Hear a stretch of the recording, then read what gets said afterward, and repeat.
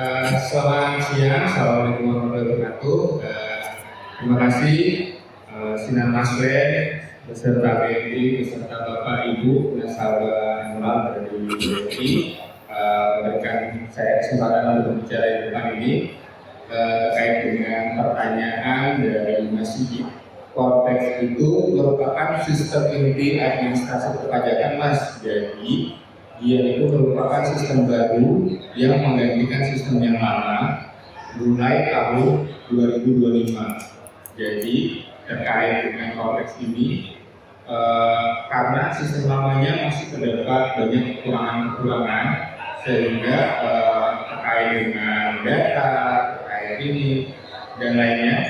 Jadi adanya Cortex ini lebih ke menyatukan semua layanan administrasi perpajakan dalam satu situs Cortex DJP. Situsnya adalah Cortex DJP.pajak.go.id. Selain itu juga untuk memudahkan juga wajib pajak untuk menyelesaikan semua kewajiban dan haknya dalam satu situs, dan intinya memudahkan intinya. Cuman mulai berjalannya Cortex ini mulai 1 Januari 2025, dan untuk yang orang pribadi nanti bisa dapat mulai melakukan dari tahun pajak tahun 2025 nya di Cortex DJP mulai nanti awal Januari tahun 2026. Baik, jadi sekarang tuh nanti sistemnya lebih terintegrasi, kalau bisa dicontoh ya dari website Cortex tersebut. Baik, Pak Usul, setelah kita tahu di gambarannya, tentu audiens itu ya. Nanti bagaimana Cortex berbeda dari sistem pajak sebelumnya yang digunakan itu di JPO gitu.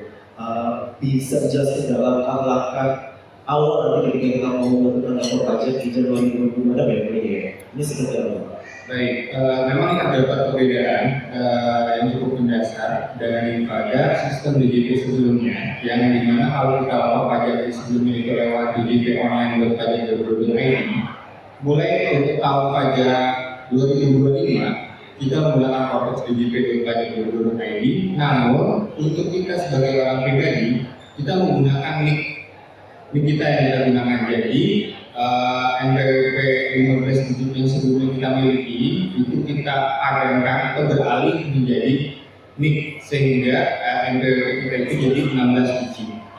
Nah, perbedaannya dengan yang kalau wajib pajak badan di mana nggak ada nik. Nah, kalau untuk wajib pajak badan itu NPWP-nya tetap 15 digit yang lama, tapi ditambah angka 0 di depannya, sehingga tetap jadi 16 digit, dan kita juga tidak perlu menghafal lagi data identitas baru yang untuk orang pribadi cukup dengan nik saja.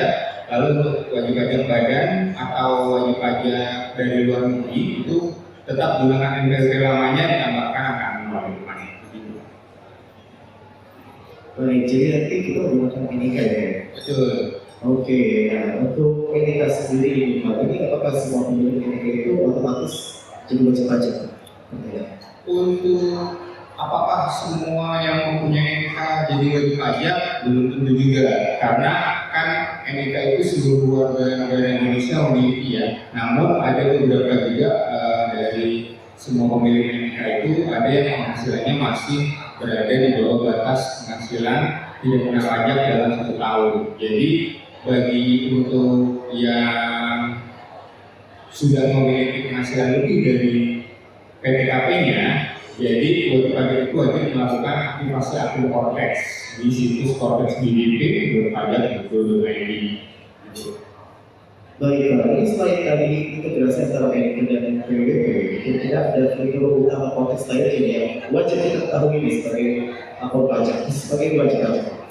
Untuk fitur utama ya selain NPWP tadi berubah jadi 16 digit, terdapat juga semua layanan terpusat dalam Cortex DJP ini, laporan SPP, pembuatan dipotong bagi wajib badan, lalu ada pembuatan SSP, lalu ada lagi pemantauan registrasi juga untuk wajib pajak baru. Semua dapat dilakukan dengan mudah melalui satu situs Cortex DJP.pajak.go.id, sehingga kita tidak perlu lagi untuk Jika mau registrasi situsnya ini, jika mau lapor SPT situsnya ini, itu berbeda-beda semua di dalam satu situs terintegrasi yaitu Cortex Digital Data itu.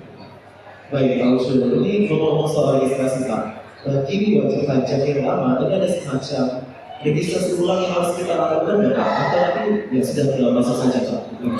Betul, untuk wajib pajak yang sebelumnya sudah terdaftar, kalau misalnya tadi sebelumnya sudah pernah lapor SPT melalui DJP online, wajib pajak itu dapat melakukan untuk memiliki akun di Cortex DJP, tinggal pilih lupa kata sandi.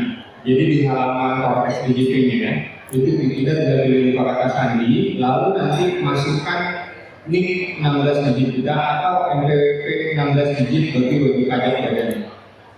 Gitu.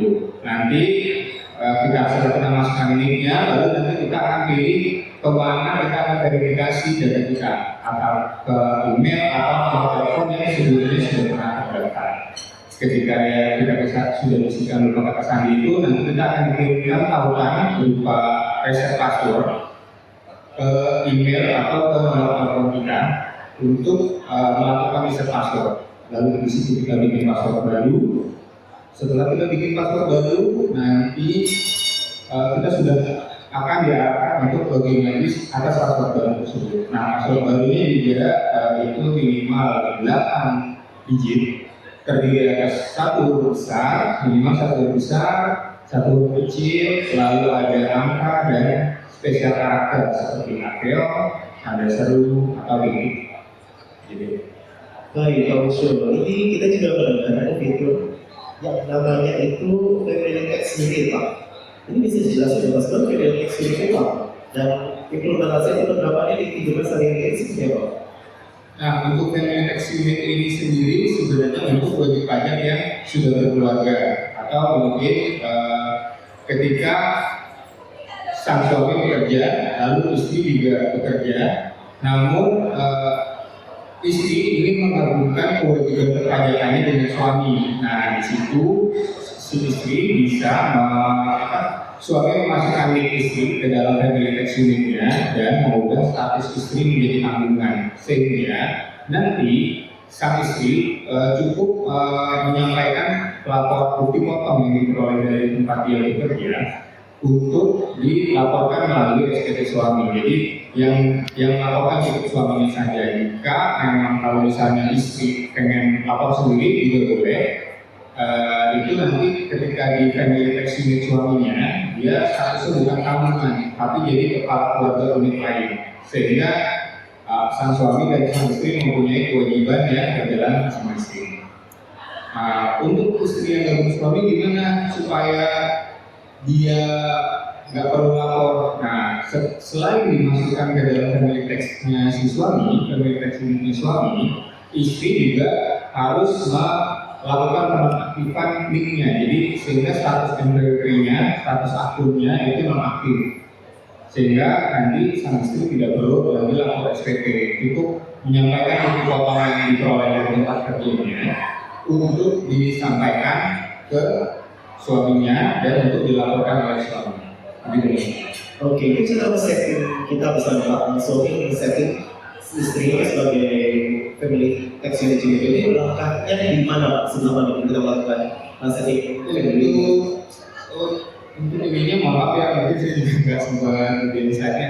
Jadi kalau di Cortex sendiri, supaya sang istri bisa ditambahkan ke tax unitnya itu bisa melalui menu portal saya. Jadi di bawah menu portal saya itu ada menu profil saya, lalu ketika kita buka menu profil saya ada informasi umum, lalu nanti ada edit.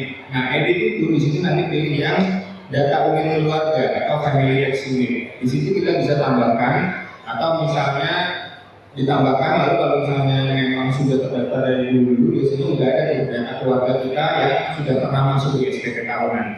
Jadinya kita tinggal pilih edit untuk yang nama istrinya, terus kita buka kalau misalnya dia mau menjalankan kewajibannya sendiri, itu kita ganti statusnya bukan tanggungan tapi menjadi kepala keluarga yang lain. Tapi kalau misalnya mau tetap digabung, kita harus pastikan status istrinya menjadi tanggungan. Begitu maksudnya. Baik, itu dari menu sandi, menu profil saya ya. Itu profil saya sama informasi umum. Oke. Baik Pak, ini kan kita sebagai wajib pajak Pak, tentunya di masa-masa sebelumnya itu pasti KPP ini menerima banyak keluhan ya Pak ya, dari wajib pajak. Mungkin saya juga kadang suka menemukan kendala pas registrasi itu modalnya tidak masuk, email password tidak masuk harus sudah betul. Nah ini Pak Uso sendiri sebagai perwakilan dari kantor pajak ini kira-kira keluhan apa saja biasanya diterima sama wajib pajak Pak, dan kira-kira ini mungkin ada tips kepada kita supaya keluhan-keluhan tersebut kita tidak mengalami Pak. Jadi sehingga kita tidak mengeluh di istilahnya Pak. Jadi kita bisa lancar gitu melakukan lapor pajak kita. Jadi memang namanya sistem baru memang masih jauh dari kata sempurna ya Bapak Ibu. Kami sendiri mohon maaf selama penyelenggaraan Cortex dari awal tahun ini memang masih banyak kekurangan di sana sini. Namun DJP juga berkomitmen untuk terus memperbaikan secara terus-menerus terkait dengan permasalahan-permasalahan yang dihadapi. Misalnya di awal-awal itu memang waktu aksesnya yang lama sekali. Nah, DJP juga sudah melakukan perbaikan dengan menambah bandwidth supaya akses menjadi lebih mudah dan lebih cepat. Terus juga terkait dengan karena ada sistem baru ini, banyak juga pihak-pihak yang memanfaatkan melalui SMS atau WhatsApp penipuan. Pastikan Bapak Ibu juga untuk layanan Cortex ini situsnya adalah cortexdjp.pajak.go.id. Selain itu berarti sudah dapat dipastikan itu merupakan link penipuan. Dan kalau masih belum yakin atau mungkin kita lupa nih siapa, dipastikan juga kita jangan langsung asal klik aja, dipastikan dulu tanya kiri kanan atau dipastikan dulu juga ke pihak KPP apakah ini merupakan link yang valid atau tidak terkait dengan link penipuan ini. Karena kalau misalnya ini banyak yang terjadi seperti itu, jadi kita sendiri juga harus waspada terkait dengan penipuan-penipuan yang mengatasnamakan Cortex DJP atau Dirjen Pajak. Kemudian ada semacam call center yang bisa kita hubungi ketika kita menghadapi kendala. Untuk call center sendiri kita bisa hubungi 1-500-200 itu untuk layanan telepon, 1-500-200 layanan telepon, atau bisa juga kita live chat pajak di pajak.go.id. Jadi kita nanti buka situs pajak.go.id, di bawah itu kayak ada yang pop up yang dibawa untuk cek pajak. Nanti kita klik di sana, masukkan NPWP, kita juga bisa untuk konsultasi di sana. Live chat langsung dengan customer service ya? Ya betul. Bukan ya. Jadi untuk awalnya memang kalau nanti habis itu mungkin kita akan ada kemudian untuk dilayani langsung oleh petugasnya secara betul. Atau bisa juga bertanya melalui, kalau untuk konsultasi bisa juga lewat email informasi@pajak.go.id. Asal kalau misalnya ada pelayanan-pelayanan yang dari pihak DJP yang masih berkenan, Bapak Ibu juga dapat menyampaikan pengaduan lewat email di pengaduan@pajak.go.id. Semua bisa disampaikan di sana. Informasi bisa ditanyakan informasi@pajak.go.id dan lain-lain.